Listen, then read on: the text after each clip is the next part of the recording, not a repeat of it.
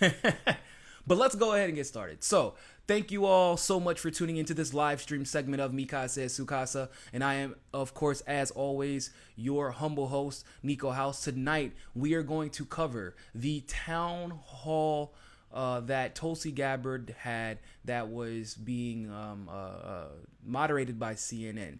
So, first of all, it wasn't too bad. They, of course, hit her with two or three questions where you knew they were going to do it, right? And we'll address all of them. Just as a quick rundown, they hit her with the Syria question, so we'll go over that answer. They even talked about Assad specifically using chemical weapons. We'll talk about that. They also hit her with the Hindu nationalist question, which we knew was going to occur. They hit her with the LGBTQ question, which we knew was going to occur. And so we'll talk about that. New beginnings. Appreciate the super chat. Thank you very, very much. So, but before we get into all of that, there is something that I don't know if everybody else noticed it, but I noticed it almost immediately. Now, there's been this little question getting circulated around the Democratic Party and its members who are running for president. Kamala Harris has been addressed with this question pretty frequently. Elizabeth Warren has been addressed with this question pretty frequently. And it's also been used against Bernie Sanders. This question about reparations. Did anybody else notice that question was missing this town hall meeting? Because if you were like myself, I know you were waiting for it. I'm sure there were a good amount of black people who were voting based off of who's best for black candidate or black people in general. I'm pretty sure they were waiting for it too. I was waiting for it because I was curious to hear her answer about it, because she has a great record when it comes to the conversation of reparations. You never got the question, which is interesting because Tulsi actually planned on discussing this at length this weekend, because Chris Balick, appreciate the super chat. Tulsi planned on discussing this at length this weekend because she is actually for the study of reparations, and she wants to go in depth with that conversation.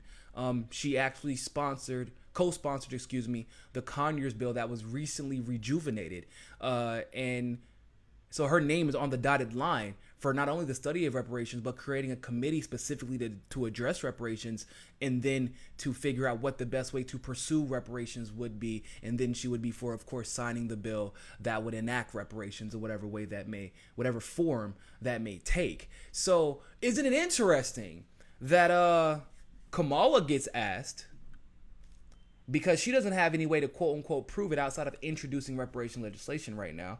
And she says, oh, yeah, sure, whatever. Elizabeth Warren gets asked, yeah, I'm for propping up the black community. Yeah, no, you're not. Once again, none of them really specifically address what they're talking about when it comes to reparations. And really, this isn't even a conversation for or against reparations, but what I'm trying to help people realize is how that conversation was being used to divide. And even its dismissal in the middle of this particular town hall, it should still raise flags for those of you who are trying to use the reparations conversation per se to say whether or not you absolutely will or absolutely will not support a candidate. I've seen people use reparations against Bernie, saying because he isn't specifically for handing out checks, that they won't vote for him at all. But then other people will say, well, why wouldn't Bernie do it if Kamala and Elizabeth are doing it? But that's not what Kamala and Elizabeth Warren are talking about. So it needs to be understood that it's a tactic being used to divide. How do we know this? Because Tulsi has already drawn a line in the sand when it comes to reparations. She put her name on the dotted line already. So why not answer the question? I think that the people would like to know that, don't you think? That's what I would think. Interesting to me how they had multiple black people and brown people asking Bernie Sanders questions about him being white. Are you for reparations? Trying to corner him into basically exploiting his whiteness, I guess is what you would say. They were trying to get him to exploit his own whiteness. Or they were trying to exploit his whiteness by getting him to expose his own whiteness. Quote unquote. But with Tulsi, it was the opposite, right? There was like no black people in the crowd. And the ones who were in the crowd, I think there might have been one question from a black person. But they didn't ask her about what steps she plans on taking for the black community. They didn't ask her about what steps she has already taken for the black community. They didn't ask her where she stood on black issues. They didn't ask her where she stood on prison industrial reform. They did ask about the war on drugs, but they had a white woman come up and ask her about it, despite the fact that the war on drugs we know has disproportionately affected black people specifically. But once again, that is not a coincidence. So it needs to be understood when people are using our struggles, our conversations, just the black reality, and they're trying to weaponize it against candidates who would benefit us. Maybe one candidate would benefit us more than the other, but I do believe right now there are no two candidates that will benefit us more than Tulsi Gabbard and Bernie Sanders. I know this for a fact, especially with Tulsi, because specifically, you have to understand, people. I don't even know how the black agenda is extremely important to Tulsi. It is. She expressed this to me personally.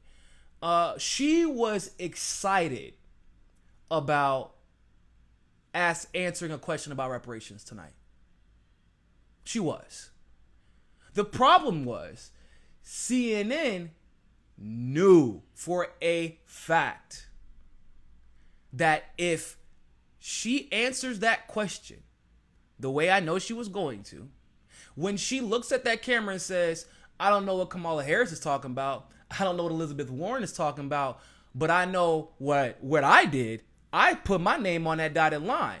I co-sponsored a bill, or a resolution, to address reparations. For black people. This isn't like affirmative action, quote unquote, for minority. This is for black people. So strategically, when we're talking about demographics and how they affect the outcome of Democratic primaries, think about it this way. What did they do last year to Bernie Sanders, or last election to Bernie Sanders? They stopped black people from being able to come into any type of contact with him, and by extension, the policies that would benefit black people as a whole. It wouldn't fix all the problems, but it will ultimately benefit us. So they knew that if black people heard she's the only one in the entire race right now that is co-sponsored, reparations legislation, all hell's breaking loose. All the black votes are going to go to her. It would have been over. And at a CNN town hall, once again, this is what systemic racism looks like. Don't let black people know that there is somebody who's actively fighting for them. Don't let them know that. Because then they won't be bamboozled into voting for the Kamala Harrises of the world, the Cory Bookers of the world. That is what systemic racism looks like. When not only do they hold us back through various institutions, but they even try to censor the information our community needs because we're too busy trying to pay bills and make ends meet. And so for them to disallow her the privilege of boldly and proudly saying, this is exactly what I plan on doing for the black community, was very disingenuous of them. But it wasn't done by accident. It was done on purpose. And it was done in bad faith. Not one question about the black community was answered to Tulsi Gabbard because, unlike everyone else, once again, she signed on the dotted line. So I see we got another super chat. Eric S.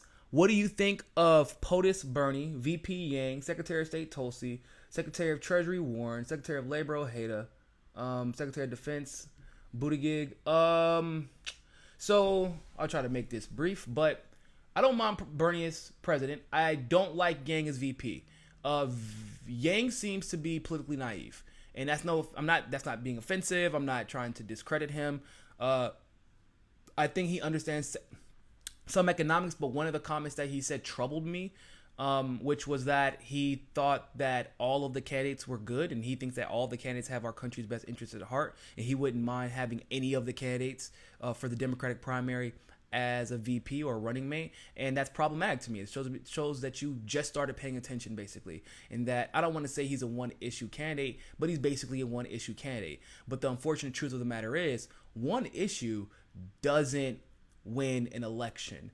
We know Bernie for Medicare for all, but it didn't, like, Medicare for all became the dominant conversation because of the ACA situation. But it took Medicare for all, the conversation about free education, the criminalization of marijuana, all these things accumulated. And now Yang is for all those, for most of those things, but he's not for Medicare for all. So there's that. People don't know that, but he's not. He doesn't agree with it. So Tulsi, Secretary of State, I think she would be fantastic as Secretary of State or President. I think that when we're talking about her potentially being the president going forward, it may suit her to be VP. But let's be honest, being Secretary of State is damn near better than being the Vice President. You're the second most powerful person in the world. Ask Hillary Clinton how powerful the Secretary of State is. So Tulsi could have revolutionized that position to make it something more than it has been in the past as far as the America's optics, right? Because it's different. Like, we know that the Secretary of State has been powerful, but it's always been done behind the scenes because they've been basically corrupt. Almost every single Secretary of State throughout history has been corrupt.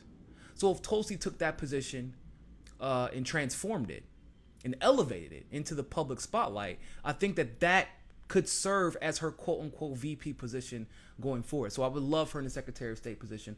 I don't like Warren. I don't like Warren as Secretary of Treasury because she takes corporate money. And she made it very clear on TYT that she plans on taking corporate money in the general. And she says, basically, as long as we beat the GOP, then it doesn't matter who we're indebted to as far as taking corporate money is concerned. So no, I would not like her as Secretary of Treasury because that would basically put her in charge of the Fed. And I believe that the Fed should be broken up and I think it should be disbanded from not only the United States, but from all countries because it's basically the private industry is in charge of our economics. And when that happens, I don't think that it ends well.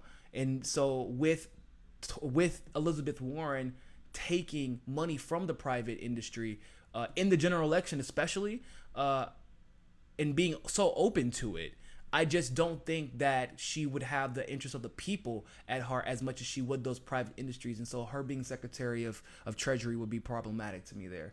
The Brothers Blues, appreciate the super chat. Keep up the good work. End legal bribery. Amen to that. 100%. So, cool. Thank you for the question, by the way, and thank you for the super chat. Okay, so I want to address the Syria question. As everybody expected, she did get questions about being anti-interventionist, which is interesting because if you listen to the questions, they just sound so, like, when it comes to conversations about Syria, like, I want to be very clear about something. 80% of the country has no idea what the hell they're talking about when it comes to foreign intervention, foreign wars, Syria, Assad, and Venezuela. I'm not saying that because I think America is full of idiots. I don't believe that. I think that we do have our fair share of smart people. But the thing is, I don't believe that the country is as interested in foreign policy, which is how our foreign policy has become what it is. I don't think that we're as interested in foreign policy as a people as we are about domestic policy. So when someone comes up and gives this well-crafted question that would perfectly attempt to corner Tulsi, it's just really weird to me, and it just comes off as really inauthentic. But nonetheless, she was asked about her anti-interventionism, and she talks about her military history and how that military history has basically allowed her to see that there are real consequences to our interventionism. And it was beautiful. It was a beautiful answer. And as a veteran, I 100% agree with her, especially about the thing where she says there are scars that are left that are both seen and unseen. In other words, there are people who have lost a limb, lost a leg, been shot, received Purple Heart, et cetera, et cetera, et cetera. But there are also some people who have to live with the guilt of what they do at the behest of the United States government. And then we have to do this. Why? Because people are trying to pay for their college, because there are people who just wanted TRICARE, because there are people who thought that they were fighting for a country who was trying to preserve its freedom, but instead it is trying to restrict the freedoms of others at the behest of private industries. So but I liked her answer there. And then she goes, there was a follow-up question where someone asked, do you remain skeptical about the chemical attacks around Syria? I was like, what? Like, that is, so I'm gonna ask you something. Ooh. That's not a policy question. Does that make sense? And what was funny, when Tulsi answered this question, it was exactly what I was thinking. They asked, does she remain skeptical about the chemical attacks in Syria, specifically Assad's involvement in them? And I thought, you're the president. Or she is going to be the president. You should be skeptical about literally everything you hear until you get quantitative and verifiable evidence that what you're hearing is true, given that you are supposed to act or not act, and that could mean lives or potentially loss. So you should always be skeptical. You should always practice skepticism, especially when you're the president of the United States. So Tulsi goes on to say, she says what I said, but then she goes on to even say, executed beautifully. Do y'all remember Iraq? She was like, they were like, listen, she spoke about that Iraq war. Everybody clapped immediately. Everybody clapped immediately, because it's weird how now the people who are paying attention are on the same wavelength. We're riding this same conscious wave of when you say certain buzzwords in a given conversation, we all know what you mean. They're like, oh, do you remain skeptical about the Syrian war? And she was like, yeah, I always practice skepticism, or the chemical attacks, I always practice skepticism. Well, and then the follow-up by the moderator was, well, our government said that the attacks were committed by Assad. And then she was like, you mean the same government who lied to us to get us into Iraq? Woo! The crowd was like, oh!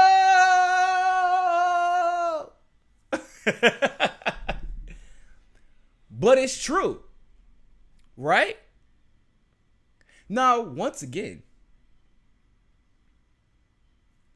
and this is interesting, as much as I love Bernie, this is one thing that separates them. Bernie always critiques Trump for not believing the intelligence agencies. And you all know, if I have one main critique of Bernie Sanders, is that he is somewhat naive when it comes to just blindly trusting intelligence agencies, believing that they inherently have they have the best, or they want the best for American citizens and people abroad, which has never been the case. CIA was specifically created because they don't want the best for us, and they had to be able to do things covertly, because we wouldn't approve of the things they were doing if they were still in the form of the FBI.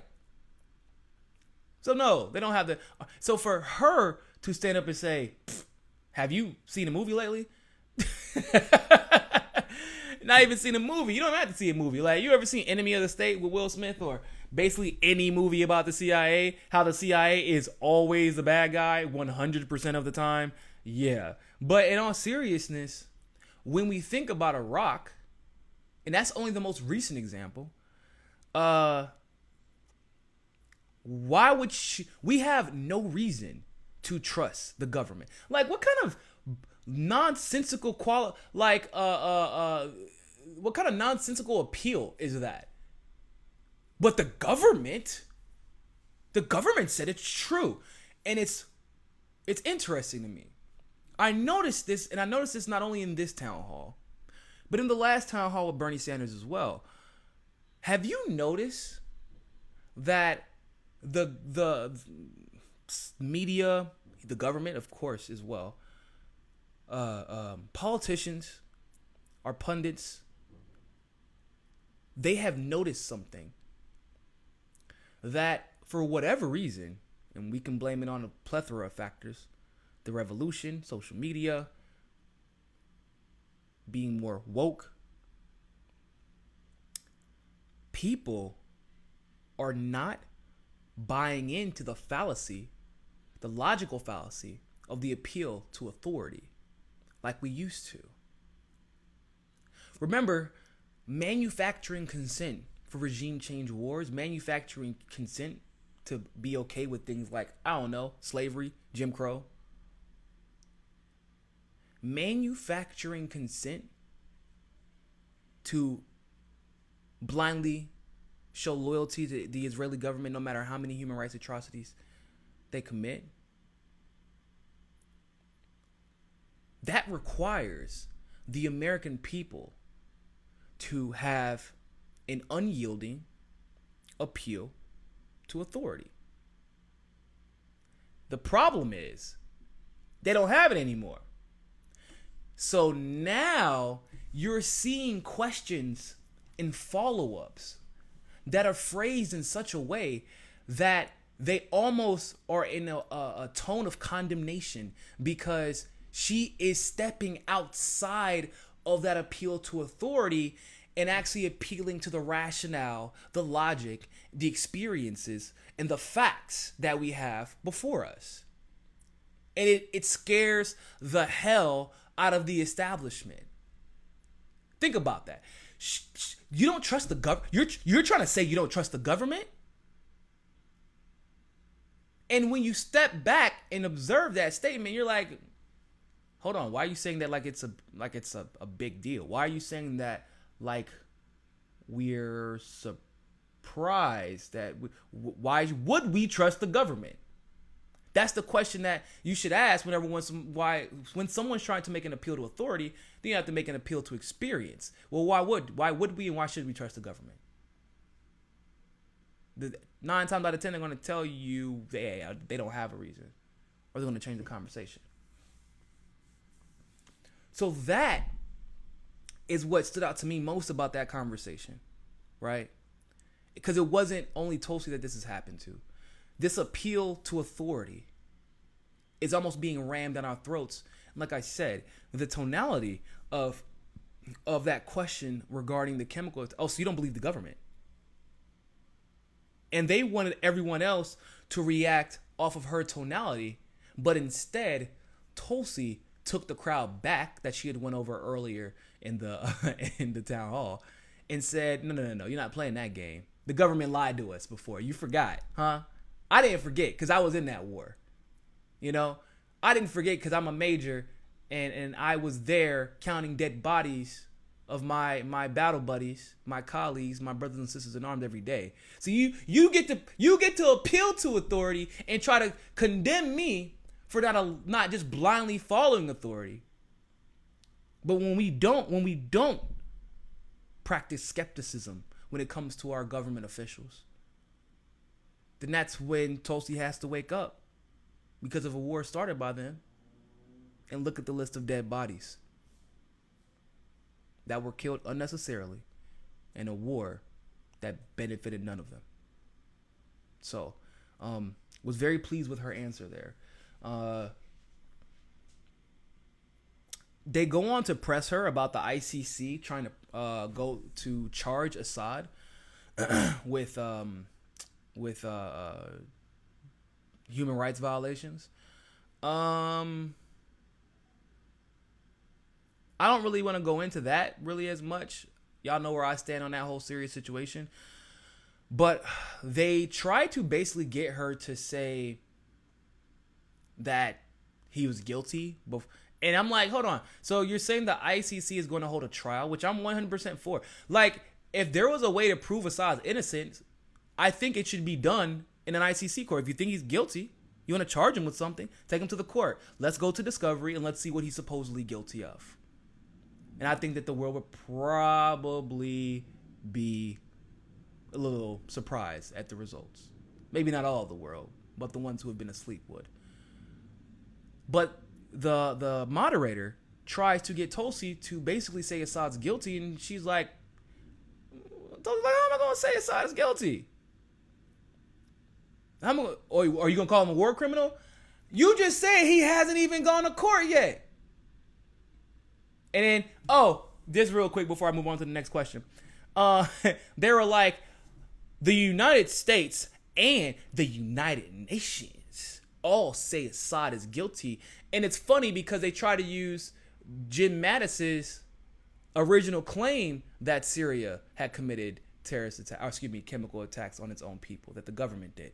But they don't talk about the fact that Jim Mattis came out and said, actually, y'all, our bad, there were no chemical attacks. Or at least there was no evidence of any chemical attacks at all in this particular instance. At all. The same thing that Rand Paul had told us after we launched those rockets onto Syria the next day. He said that there was no evidence of chemical attacks. And so Tulsi goes on to say, well, we also lied to the United Nations, and then countries in the United Nations, the Security Council, lied for us. So once again, why do you keep trying to appeal to authority instead of relying on logic, reasoning, and facts? Tulsi is going to make if she wins this primary, she's throttling Trump in the debate. She would. It's not even close. I think that she would be better against Trump in a debate than Bernie would. I honestly believe that. Not saying that like I said, I think that Bernie would win too because of various other reasons. But Tulsi is just, wow. She's impressive. So she had a question about the Ilhan Omar conversation. And it was really uncomfortable. They were like, are you going to call Ilhan Omar's comments anti-Semitic? And she was like, I think that's not what Ilhan Omar was trying to say. But are you going to say that Ilhan Omar's comments were anti-Semitic? No. But why aren't you going to say that Ilhan Omar's comments are anti-Semitic? No, we all know her comments were not anti-Semitic, but Tulsi did a good job of explaining exactly what the goal of the Democratic Party and the Republican Party was, which is we cannot shut down conversation and allow nonsensical accusations about, and some of it based in Islamophobia, to be 100% honest with you, to stop conversations about what the Israeli government is doing, and not only the Israeli government, but all of our foreign policy. When it comes to questioning our foreign policy, we can't shut down those conversations. And Tulsi, being a recipient of these types of attacks, understands better than anybody what it looks like and what it feels like to have the Democratic and Republican Party, more specifically the Democratic and Republican establishment, try and use name calling and disingenuous rhetoric in bad faith. Not because they care about what happened to the Syrian people, not because they care about the people of Venezuela, not because they care about Muslims in India. They use these attacks to shut down conversations, because when you have these conversations, you got to start asking questions. And when you start asking questions, you start getting answers, especially when we're talking about people like Tulsi Gabbard. So I knew that she defended her before, right? But just once again, seeing her up on stage, unpacking the conversation, not pandering. Like she was legitimately, Tulsi has this way of just having a conversation about what's this question really saying? What are you trying to say? Or what should this question be about?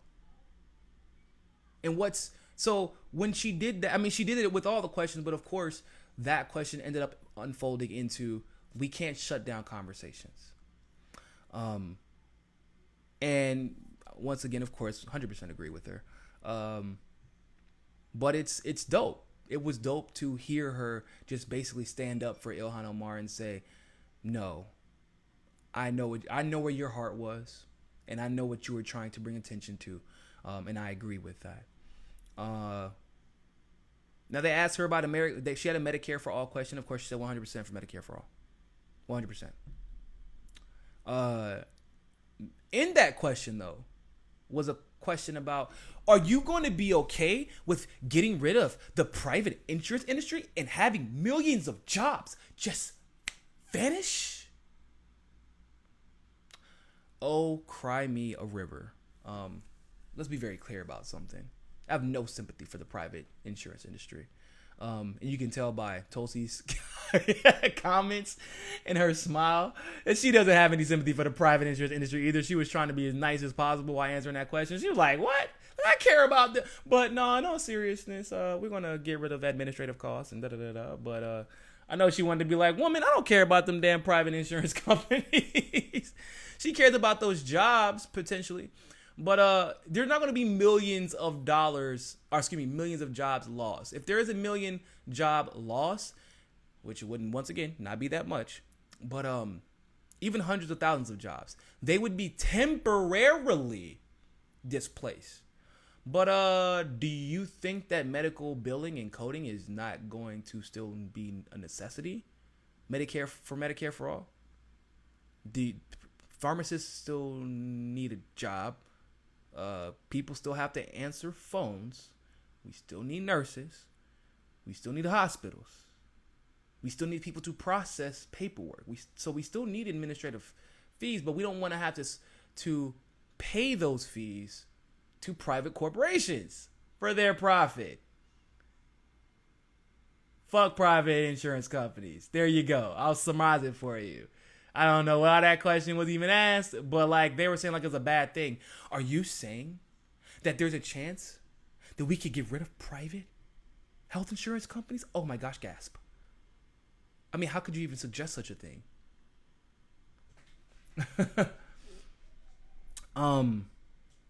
So she answered that question perfectly. Now, some guy who they said was from Pennsylvania, but clearly he was not from Pennsylvania. And some of you who watched the debate are going to know what I'm talking about. He asked a question about basically addressing socialism and the claims about socialism and all that stuff. And this was potentially my favorite answer of the entire night. He said, what are you going to do about socialism, or the idea that the Democratic Party is going more socialist and it could be used against them and da-da-da-da-da-da. You know how they go. She said, you know what? I don't believe in labels. Why do we have to label ourselves? And she says, we're not going to focus on labels. We're going to focus on the people. Because I know why those labels are created. I know why the label socialism and capitalism, at least how it's used, how it's being used. It's being used to divide people. She said that. The socialism and capitalism conversation is being used to divide people. It's not being discussed for legitimate policy reasons. She said that she'll figure out what works best for us and do what's best for the people, regardless of a label attached to it. And then the follow-up question from the moderator was, but are you a capitalist? And she was like, I don't, that would piss me off once again. Tulsi and all of her eloquence, she's so much more eloquent than I am and so much more sweeter than I am, because I am, when somebody asks me a question that I just answered, that's like my pet peeve. Don't ask me a question that I just answered. What the hell I just tell you, woman? I don't believe in the labels. Stop asking me dumbass questions about the labels. So her response to that, anyway, like I said, that's how I handle it. But it's a little, Tulsi's way more presidential than I am. But she does answer. She says, no, those labels are used to splinter. They're used to divide. And therefore, I know what I'm going to do. And I know that I'm going to work to the benefit of the people, no matter how they try to label her. Look, Tulsi's she's on a different level. she's smooth with it. Like, she's very, very, very smooth. Like, I mean, she know how to work a crowd, y'all. She came into the she came into the town hall. Aloha. Oh, this random lei of mine. Well, somebody actually brought it to me from Hawaii and put it in the freezer, and it still looks as elegant as it did when they handed it to me. You know, I prayed that it would come out, and, you know, it came out looking nice. And so it was like, well, how's that fish? So the moderator says, there's some state fish, and it's hard to pronounce. Oh, you know how to pronounce it too? How about we say it together? We can say it together. Matter of fact, the whole crowd together. Can we get a aloha on 3? 1, 2, 3. Aloha, everybody. Everybody is like, oh my God, I love this woman so much. She hasn't even said anything yet. Like, she knows how to work a crowd. She knows how to work a crowd. And that question about the way she answered that question about labels was, once again, her understanding the political atmosphere that we currently live in, where almost 70% of the people are independent. A lot of people believe in democratic socialism. A lot of people believe in socialism. A lot of people believe in capitalism. So, once again, she says, let's work together with the diversity of our ideas. Or as Dave Rubin would say, in the marketplace of ideas. Yeah, whatever. But let's work together to figure out what solutions work best for our people in our country, and not what works best for the 1%. Love that answer. So she does get the Hindu nationalist question. She attacks it as Hindu phobic, where I personally believe there's an element of Hindu phobia to it. I already explained this before, but I don't mind explaining it a little bit again.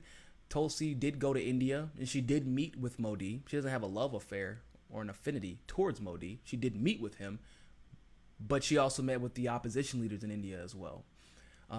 It's the same way they've tried to use the Assad smear. She was invited to Syria, wasn't supposed to meet with Assad. Like, that wasn't scheduled on her trip. But she gets asked to meet with Assad. She gets asked by Assad to meet with him, and they sit down and have a conversation because, well, she's a representative from the United States of America. She's literally a United States representative.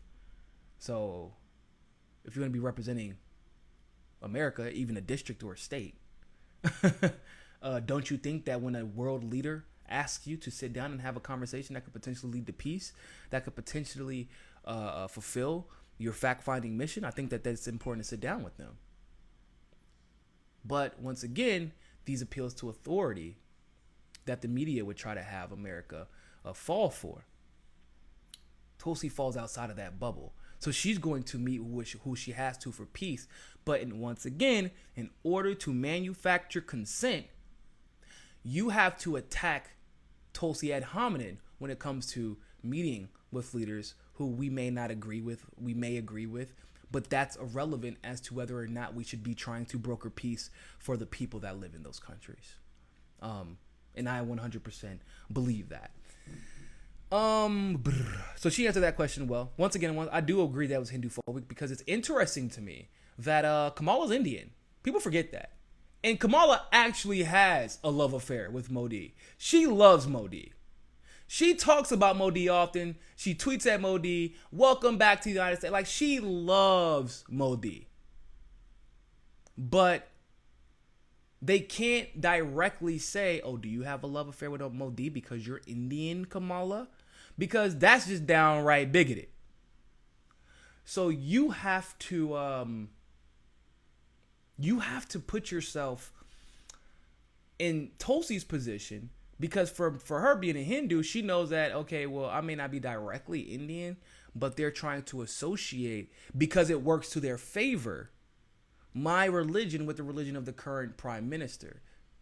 And that's what we call, once again, a dog whistle. The same type of dog whistles we've been seeing using is Ilhan Omar and others. So she did that correctly. Answered it beautifully. Loved it. Move on. She had a question about LGBTQ. And I learned something new. So I used to think that she was in favor of conversion therapy when she was like 20, 21 years old, and then she changed her mind about it. But it turns out she was actually never for conversion therapy. In fact, she didn't know what conversion therapy was until a couple of years ago. This is a new fact that I did not know. So I'm glad first I was a little irritated that they answered that question, or they asked that question, because she's already substantively addressed it. But once again, that's just how they try to associate her with the bad, so that that's what people remember. So they want her to stumble, to trip, to make it seem like she's not confident in her answer. And it makes people a little uneasy when it comes to those type of questions. But she answered it perfectly, and she said she didn't even know what conversion therapy was. I was like, damn, I didn't know that. And so but then she even goes on to clarify. She's like, now, I did have my quote unquote views, but yeah, my father was a social conservative and I lived under my father's roof. So like literally 98% of the fucking world, I did what and thought as my father told me to, until I was old enough to have my own unique experiences and and change my views accordingly. Like literally everybody. Okay? I don't give a damn who you are. So because of that, she now has a 100% voting record on civil rights, human rights, LGBTQ rights. Couldn't answer it better. Like I said, a little irritated about the question in general, but in the way it was presented, I found it a little bit repulsive. I think that's what he said. I want to say, I found that fact about you repulsive. And it turns out that was actually never true.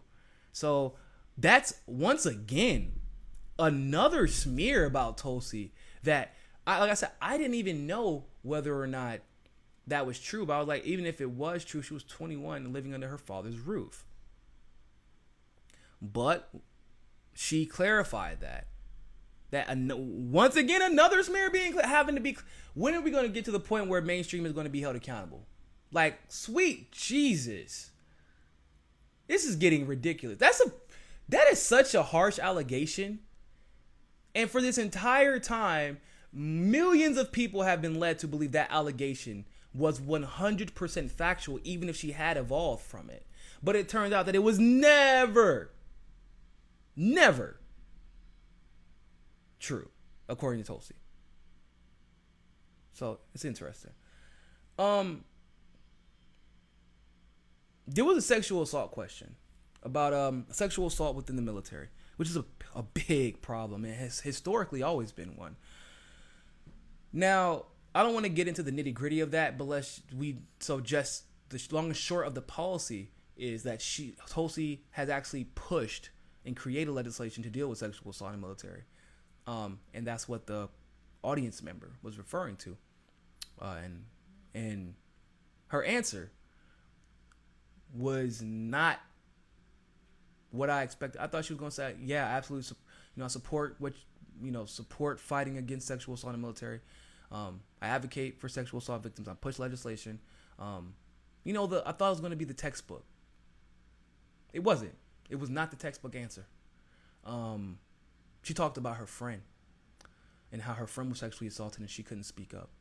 She talked about the stigmas surrounding sexual assault, how it's used again in a way that really you can only understand if you are military and understand how that power structure and that hierarchy works.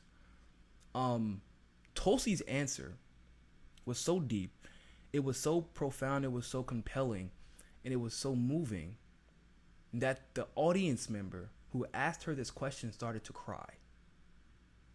And Tulsi almost started crying.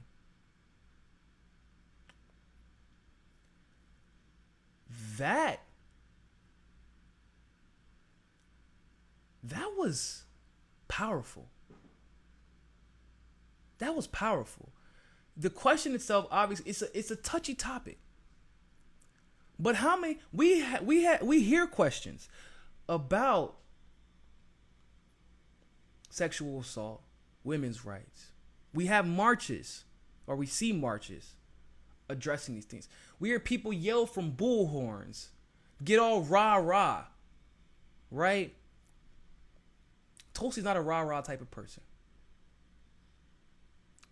She isn't going to yell at you. She isn't waving her fists. She wasn't hyping herself up, hyping her voice. But remember what I said earlier in the stream? She does this fantastic job of unpacking what the question is really addressing. She could have easily stopped at, yes, I'm passing sexual assault legislation. It's a problem in the military. I think it should be addressed. Next question, please. But she answered, not only for the woman who was a veteran, but for everybody in the crowd. She answered in such a way that gives a glimpse into what the average sexual assault victim in the military goes through. And why the legislation is necessary, because not everybody understands what that means. So to frame the answer in such a way that now everybody knows, like, wow, people are feeling trapped by their positions, by the infrastructure, so that they're getting sexually assaulted and then they can't even speak up about it. I didn't know that. I knew that because I'm prior service, but she was speaking so truthfully to this that the audience member started to cry. I'm sure that wasn't intentional, obviously. I'm sure that this woman in the audience did not plan on necessarily liking Tulsi that much. But I'm like, wow, is Tulsi about to cry? And I look over, the audience member is crying. Wow. That was just a powerful moment. One of the most powerful moments. Not necessarily, the question itself, once again, is super important. The policy itself, super important. But it just speaks to the authenticity. It speaks to the authenticity of Tulsi and how she for some reason, in some way, is able to emanate that authenticity and project it into the people that she interacts with. And it's very hard to do. But for her, it seems to be effortless because she means everything she says. And that's one of the most lovely qualities about her. And of course, finally, she talks about climate change, and she does talk about investing in a green economy. So overall, I would give her an A+. And I would give CNN a C for a decently fair town hall. They tried to derail her very early on. Didn't really work. Did not work, unfortunately for them. But like I said, the thing that troubled me the most, it's silly to me. Or silly, I know, maybe to some of you. But the fact that they have been trying to use this reparations question to pit the black community against and for other Democratic candidates.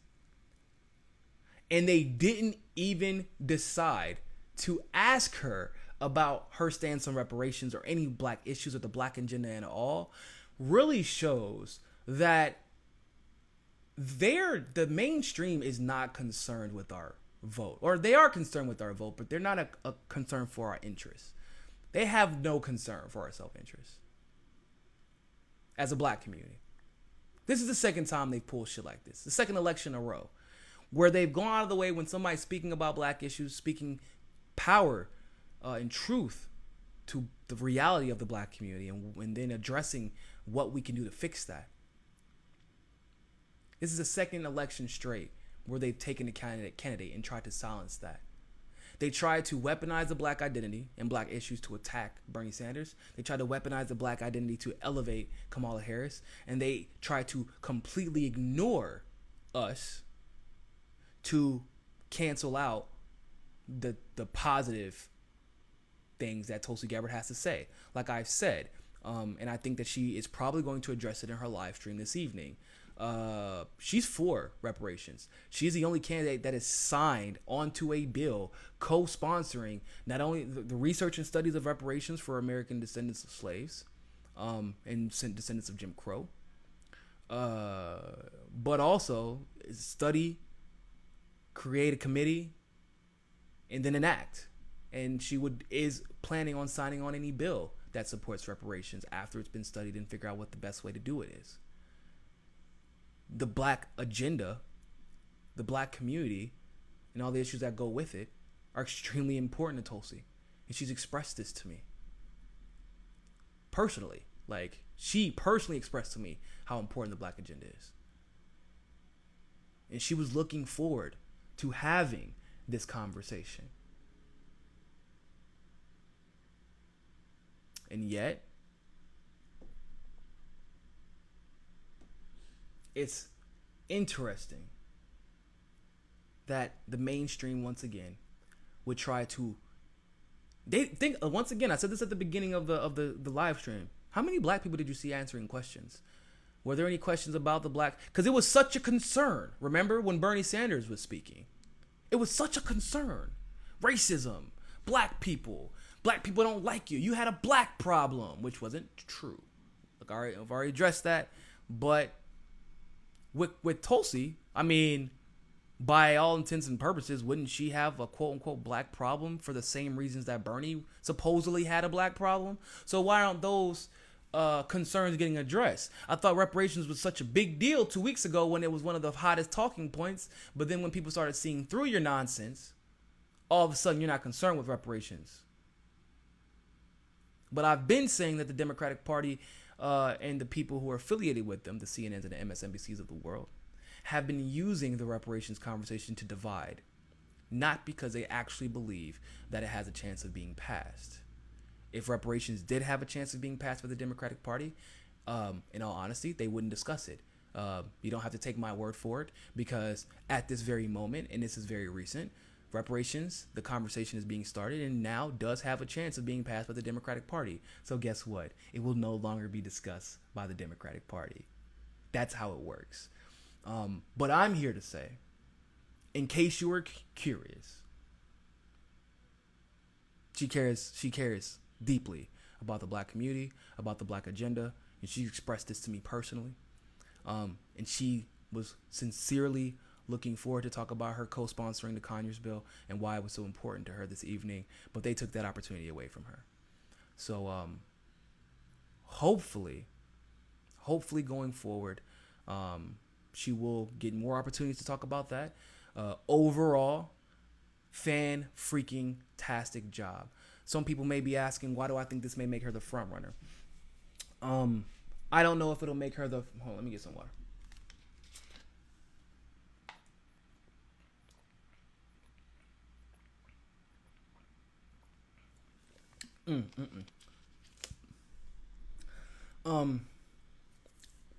I believe that Tulsi is either the front runner or tied for front runner with Bernie, because the main problem that people had was that she was never able to clarify on a national stage in the ways that she was able to clarify in this town hall. The crowd in a town hall can tell you a lot. The way they react. When she was in the middle of answering her questions, they were cutting her off and clapping because she was saying something that reverberated throughout the crowd and was the crowd could immediately relate to before she even realized she was. She was just answering the question. But it's not like Tulsi is trying to overcomplicate answers. She says common sense things like, there are real cause to war. We should practice skepticism before thrusting ourselves into war. Yeah, Medicare for all should be a guarantee. Like, these things are like, I don't believe in labels. Why should I label myself? Shouldn't I be doing whatever's best for the people? These are common sense answers. Just like, it's impressive because common sense isn't all too common in politics nowadays. But they're common sense answers nonetheless. But they are also answers in logical sequences that people just inherently understand and can relate to, because we generally live our lives by the pillars that Tulsi discusses. At least you should be. For some people, though, unfortunately, their politics don't match the way they live their lives. But Tulsi is speaking to those who are now, for the first time through a Tulsi Gabbard, seeing the possibility of them being able to live their life the way, or live their politics the same way they live their life. and advocate for somebody who does the same, which is Tulsi Gabbard. Obviously, monetarily, she hasn't passed Bernie, which, by the way, go donate to Tulsi Gabbard right now. But Tulsi really is only going to require a couple of steps. People really forget that Hillary was only the front runner because of superdelegates, right? She was never really the front runner. She was before the first debate. It took one debate.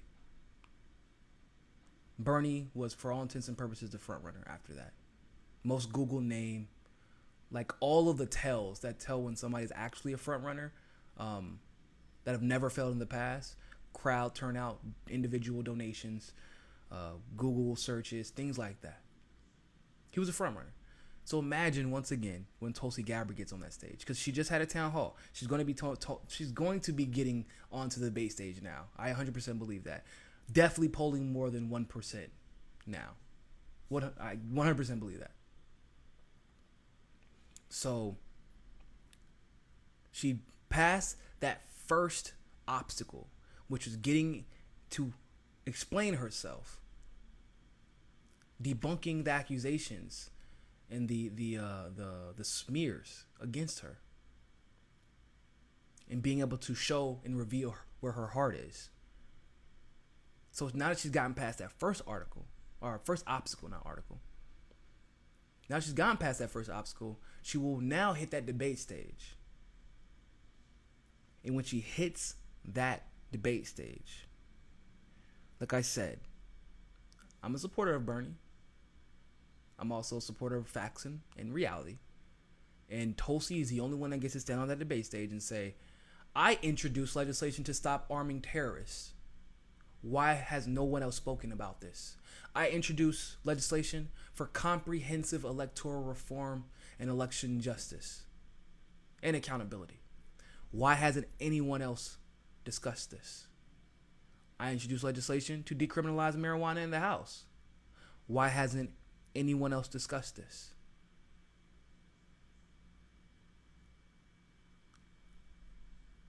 She gets to have those conversations that no one else can. She gets to ask those questions that no one else can ask, and no one else has a legitimate, justifiable answer for. It will position her to take the lead, at least get on a state-to-state basis based off of how Bernie is doing. And it's Bernie better take her seriously, which I'm sure he does. If you think that Bernie isn't taking her seriously, you better think again. Bernie's not stupid.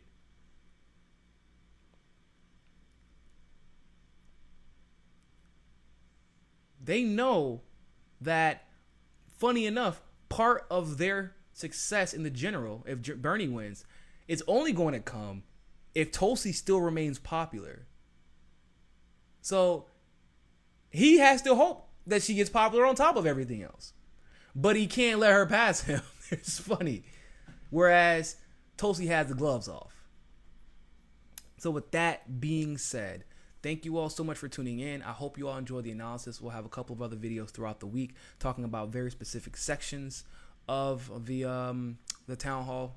And I would love to hear your comments about what you think the town hall took, like how you think Tulsi did in the town hall, and the questions asked, and of course comments about the moderator are always welcomed because she was ridiculous. And thanks again for all the super chats. But other than that, people, more than anything else, find your balance. Peace.